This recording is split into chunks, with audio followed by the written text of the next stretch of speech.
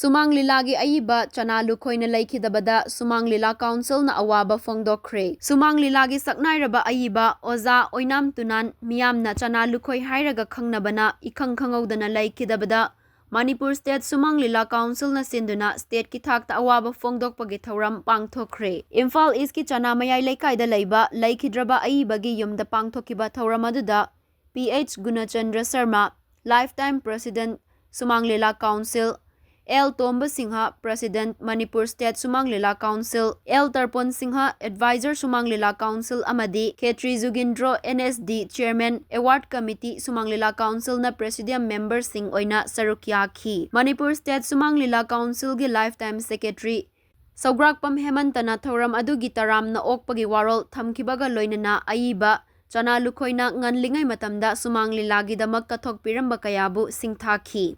Thauramasida Shumang Leela Council gi General Secretary Yumnam Nilachandra na haikibada Shumang Leela gi damak kathokpiramba singna Leikhidabada matamda state ki thakta ikai khumnaba utpa haibasi Shumang Leela kannanaba ihau sagatpa council asigi calendar thauram amani loinana Khunai asi kannanaba thaudang singi manungda Leela kannaba ihau asisu amani haibada haimanba thokloi haiki. Mahakna Leikhidabada Shumang Leela gi taibangda achauba mafam ama hangduna leihauragani loinana Shumang Leela Council na leihauriba imung manunggi awabadasu saruk yari haiki. Panbayabadi mahakna Shumang Leela chamayangkai gi mathakta iramki Leela sing adugi manungda igi nong Kanglaipakta 1709 nongan khidraba ahing sajibugi nonglai hingbagi dabi Kaisamthong thoibi ipam lamdam yenglubada Sabi Shanau Express Love 2000 na chingba panbayay.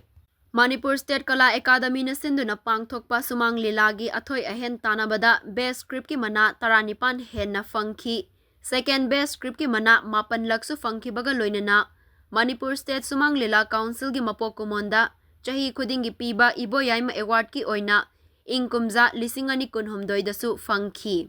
Ayiba writer amasung kogi maitai gi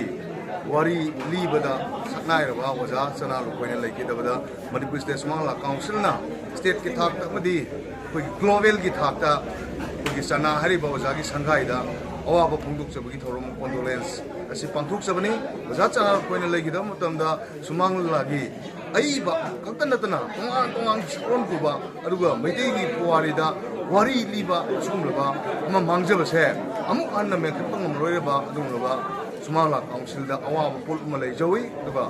mana Leikhidabada matamdam Manipur State Shumang Leela Council gi calendar da leijaba thoram ado koi tek ta kaiduna mafam ase koi ngasi January gi tang manga nongai jing numit asda Chana hari mafam ase pangthokchabani